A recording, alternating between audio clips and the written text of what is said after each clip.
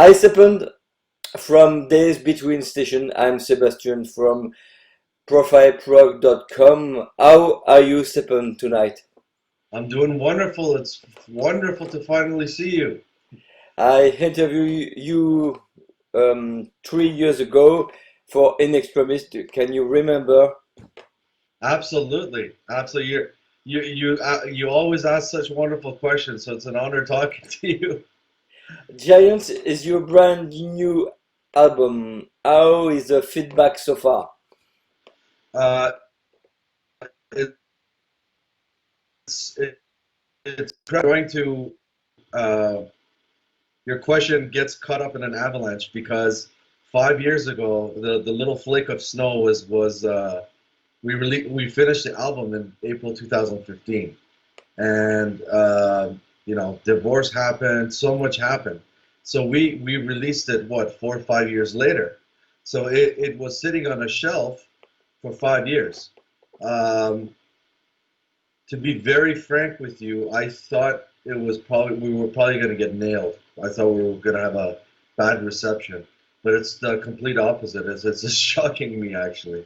They're saying it's our best work, and here I was thinking it was the worst work. And it's dedicated to Oscar's father. Yes. What's the story behind, and what were the sources of inspiration, and yours especially? It almost you're asking very deep questions. I love it. Yeah, since the debut of the album, we've, just like everyone else, we've dealt with our own tragedies. But like the debut, Oscar's mother passed away. I was going through some personal stuff, and Extremis was kind of getting over the death of the people we love. I got married. I had a baby. So there was birth and there was death and rebirth, right? And Giants was even further. It's almost like the old guard, the people we grew up with. Sebastian, when you were maybe 40 centimeters tall and you looked high towards somebody you loved, and it's really a testament to that. I'm 45 and Oscar is 50 now, so it's almost like the old guard in our lives is leaving, right? What is really interesting with, 5 years later, obviously there was no predictions or anything like that, but you have songs like "End of the World," you witness the end of the world, which is very COVID centric now, right? It's almost we were writing that, as the world, the reality we know is imploding in front of us, and that's what's happening. We have the human experiment known as America being tested, right? We have COVID. There's so much going on, and it's an interesting time. Um, Myself, for some reason, I started ordering really old photographs, like the people that really mattered in our history, the Wright brothers, Malcolm X, Martin Luther King Jr. And I started feeling the loss of having the heroes we did. You know, it's Mm, different. Giants. It's really different. And So why did it take so long to produce and to release? the how can I say this? Yeah, you guys may understand this because America is more of a McDonald's society, but we are very I'm gonna say slow cooks in the kitchen. We like to we like to examine the ingredients very carefully. We like to think about it. We like to be specific about it. Yeah. Now the reason it was released late, there was a divorce. I went through a divorce. Um, part of part of it was some of my failures in doing things were being scared of people, right? So here I was spending God knows how much money on lawyers and all these things, and all I had to do was spend 1,500 to manufacture 1,000 CDs. I was scared, to be honest with you. I didn't want to upset people. I didn't want lawyers lashing out. But I realized, hey, you know what? You've been through hell. You deserve this. Just put it out there. And I did it. You're And it was right. actually my godfather who helped out with that decision. And musically, it's more rock, energetic. What is that? Is why is it so different from In Extremis? It's more rock, energetic. Was it the idea, and why is Giants different from In Extremis? Yes. I would probably have to say the energy that Billy Sherwood brought in, because now we were three cooks in the kitchen. You know, Oui. before with an extremist we had it was mostly done before Billy came into the picture. He helped with a lot of A Man Who Died Two Times arrangements, but I think that's the formula. And the second thing is because again, this is talking about my weakness, being scared, right? So I was scared in front, playing in front of people, right? So, boy, can I go a detour a little bit? You asked such wonderful questions that I want to. Basically, to me, if I go to a museum and I see a canvas with an artist and put a red line and they call that art, that's okay. They can call it art. To me, people like Dali and Picasso, they knew how to draw. They knew the rules before they jumped off the cliff. So to me, it was important to say, we have the chops to do it because we're not playing live. We have the chops to do it. And this was the format, kind of like a live stripped down Days Between Stations.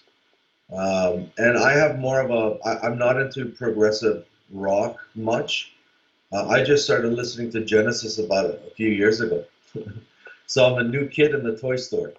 My background is mostly, punk and rock. So I think I'm more of that element as well. But Oscar had a profound influence on the songwriting, and Billy came in, and I was angry, so it worked out. Mm. And one cannot ignore the importance, we could say, the predominance of Billy Sherwood on this album. He sings, he plays bass, drums, is also a producer, sound engineer. Some say he's the third member of Days Between Station. On my own, I know he's your mentor, your friend. What can you tell us about it? Our relationship with Billy or Billy Sherwood specifically, tell Both, you about. both, Okay. because he appears like the third Both, okay. member of Days Between Station. He is. He is. By all means, he is. Um, and he's always thoughtful. The album needs Sepand and Oscar. Why don't you guys write an acoustic piece, which became the second last song on the album. Um, he's just this magnificent force. Um, Again, and I'll tell you the first day. Um, we met Billy Sherwood for an extremis. Oscar was very nervous. I remember. Oh, we're gonna meet Billy Sherwood. Not being from prog rock, I had no idea who he was. So to me, he was just a dude. And then it's like when you see him play, you're like, oh my god.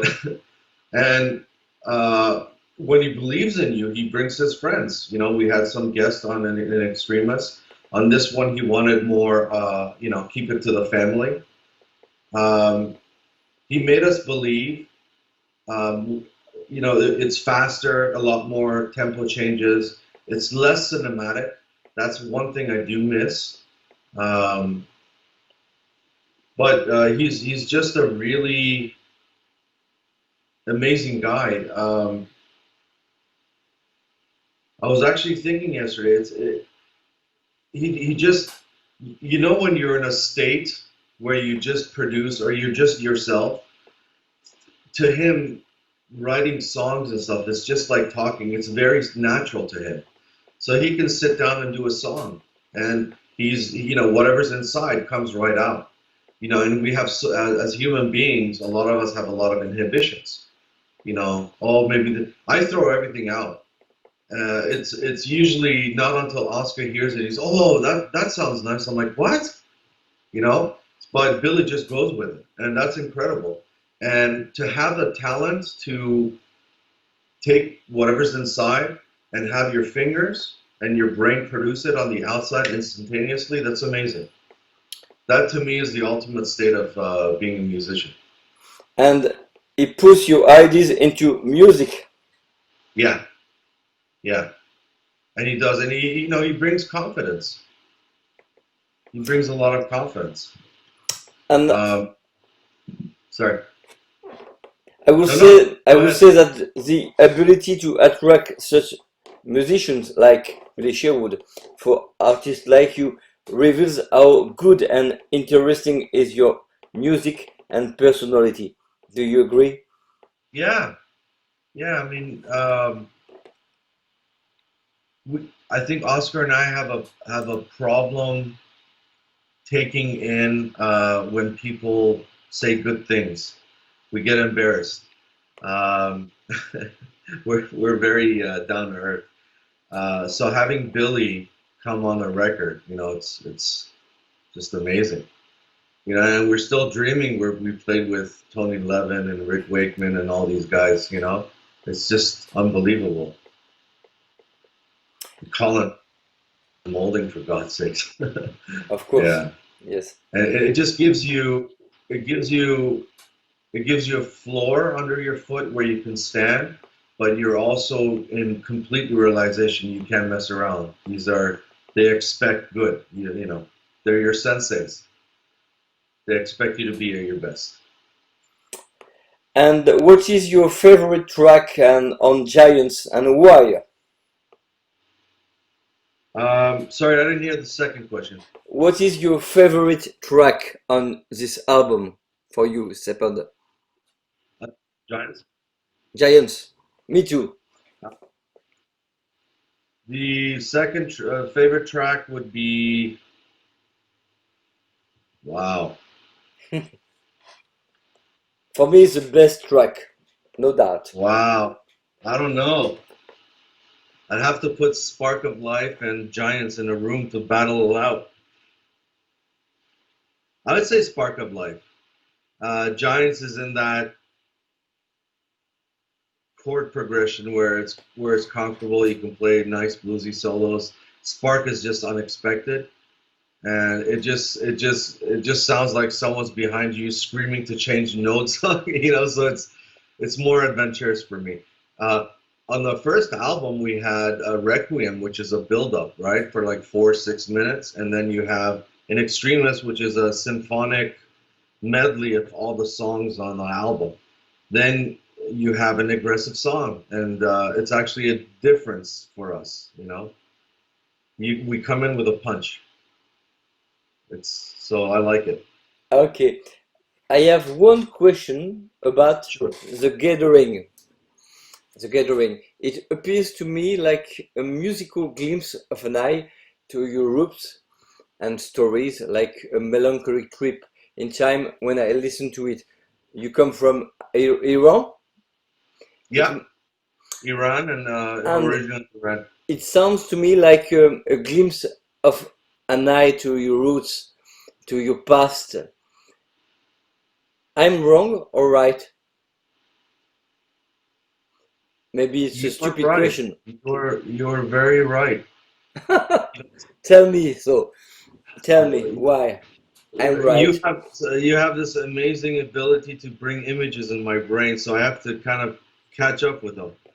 The memory that popped up right away was the first few guitar notes. You're right. The notes rub against each other a little bit. There's a sense of melancholy. Um, Oscar, I grew up in Spain, and Oscar in Mexico. So there's an element of that there. And Oscar kind of, no one has really mentioned this, but the keyboard that he plays, it's very spaghetti western, like the old Yes, Clint Eastwood. Yeah.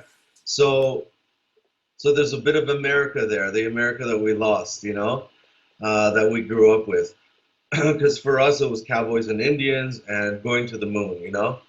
And it was just it just kind of captures us.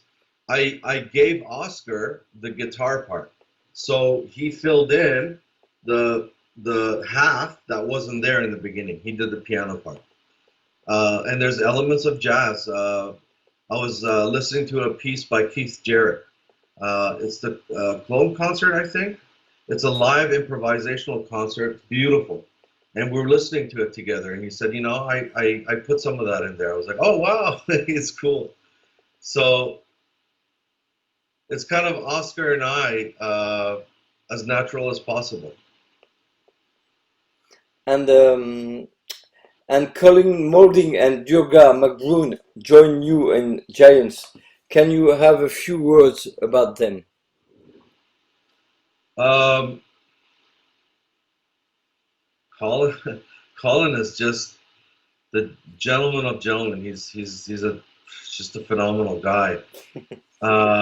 It's a story that Oscar thought about. It was inspired by a book, and I can't remember. I think the book may have a similar title, but it's about two lovers on different planets, and the planets' orbit are so close to each other that if the man on one planet and the lady on the other planet, their hands barely join, right?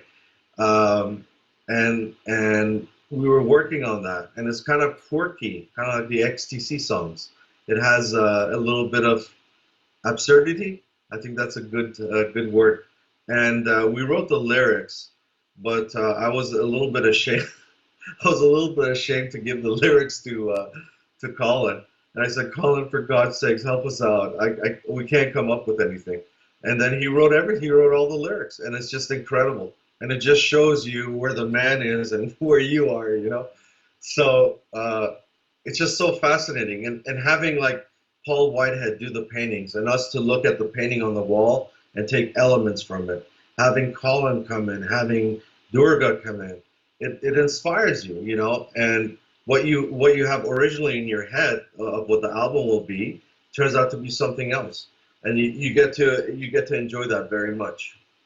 If you like collaboration. And Paul Whitehead made all the artwork. How did you reach such a result with him? How did we connect with Paul Whitehead? How, We how did were how did you reach such a result with him? Because it's phenomenal. The artwork is just magnificent, very beautiful, and very close to your music. He's a yeah. genius. He understands your music. Well, it's a collaboration, and I think we passed the soccer ball to each other. It's first we came and we said, "Here's the only thing we have," right? And he said, "Okay," and we talked about some Greek characters, Sisyphus, Sisyphus. Atlas, um, and then he started painting stuff, and the next thing you know. Uh, I bugged Paul. I'll leave this story till the end. But the next thing you know, he has some elements. He's got robots all of a sudden. He's got a television. He's got an evangel in the bottom of the robot's feet. Okay. So then he kicks the ball back to us. And so now he's working with, what do you call that? Photoshop. So this isn't on canvas right now. So we bring elements in and out. One day, Paul and I went to lunch, and I just started talking about life. Um, at the time, my work was doing really well. We were going to have a second kid, and all the fruits of my labor were coming, but I wasn't happy, and I just told him about life. Next thing I know, Oscar and I appear as a Gulliver, roped down.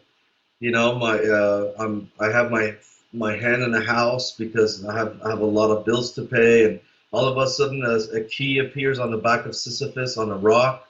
So we're all sitting down trying to see what Paul is doing.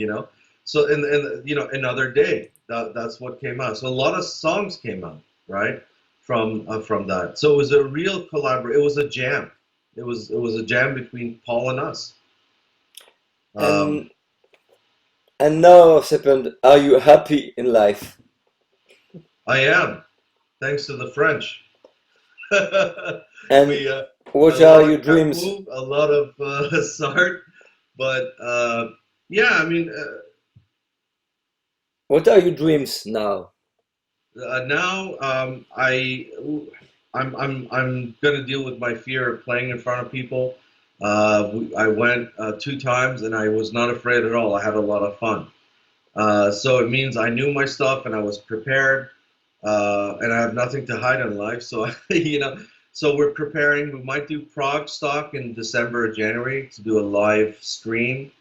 Um, we let's see here. We have 2 movies that we're gonna do, and there's album number 4 coming out. It's, well, not coming out. We got to start doing it. We got about 30 minutes so far. But what I want to do, like Picasso and Dali, is hopefully take that step into to the unknown, because I think we have the dynamics and the formula to do it. Now I just want to push what we have. What are we about? What do we have to prove? You know. Um, and the other thing that you asked was very critical, and that has to do with Camus and Sisyphus. There's a book Camus wrote, The Myth of Sisyphus, and that had a lot to do with the character on Paul's painting. The whole thing about existentialism, right? That poor figure was punished by Zeus and has to roll a rock up a hill for eternity. As it rolls up, the gods mock him and the rock falls back down, right?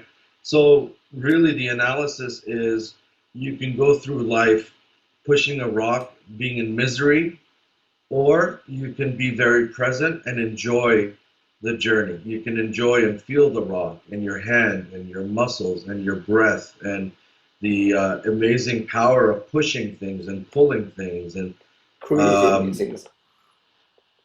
yeah, so it's really that, and it has a lot to do with perspective, how we look into life, you know, and how complex and how easy we want to make it. There was a gentleman who was giving a speech. He said something really cool. He said, there's only 3 colors. There's only 3 colors that make all the other colors. We have 12 notes. Imagine what we can do with those 12 notes. There's only 10 numbers, but look at what we do with the 10 numbers, right? So it's just very fascinating stuff. It's just, we can make life really complex or really simple. And vive la liberté, man. Vive la liberté. I can feel you stronger than ever. Thank you very much, man. I was very touched by your feedback and how much you care, and you're amazing. Thank you, Seven. And what are the plans for your future? A new album touring through the US? We're gonna do what we can in this COVID world.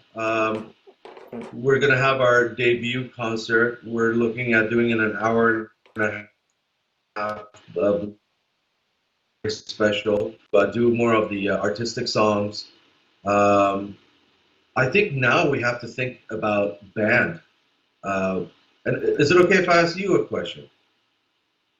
We um, we are on an edge of the sword. We can get really damaged if our material isn't cohesive. We have it was 3 singers that could confuse it. Our songs are not the same. Not to compare ourselves to Queen, but this is about explaining the best way I can.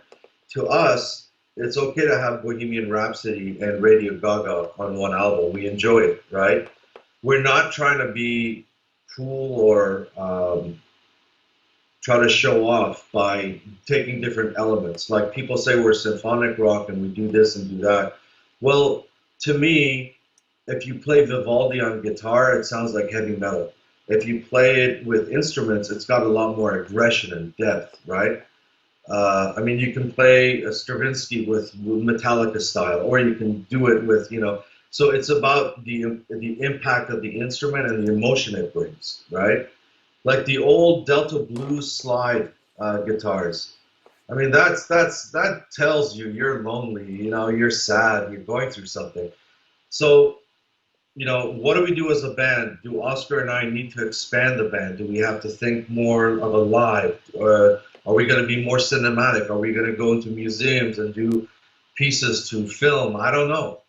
But we're on that edge, and I would love your opinion if you feel like sharing it of Of course. of really damaging or really excelling, right? So I don't know, and also because we wanted to show our chops that we could actually play. We had something to prove, and we're allowed to jump off the cliff musically. Um, we got more shoved into the prog rather than the. So now we're in a sort of we're tribalized as the prog guys, right? So I wonder if we take a detour, are the prog fans are going to get upset, you know? So I don't know. It's scary. I would love your thoughts.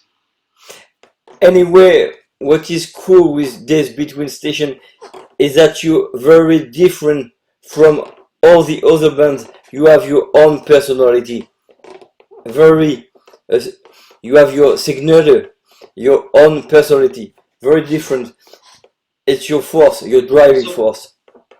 and this was what I was worried about was like we do have a personality, right? And it's just like it may come in different voices, but I hope it doesn't get lost, you know?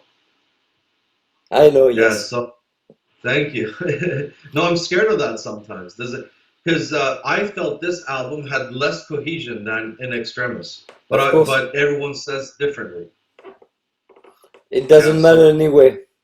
no, no, you just do the best you can. Of course. Um, and what was very different about this album was Billy would normally Oscar and I would want the perfect take, the absolute best one. Billy, uh, I would practice a lick, and he'd be recording me. He would just take my practice. What are you doing, man? No, it was good. It was raw. I'm like, no, right? So, and even in Spark, you'll hear stuff I just didn't practice, right? Or he'll take my the first solo I do instead of the 40th solo I do, right?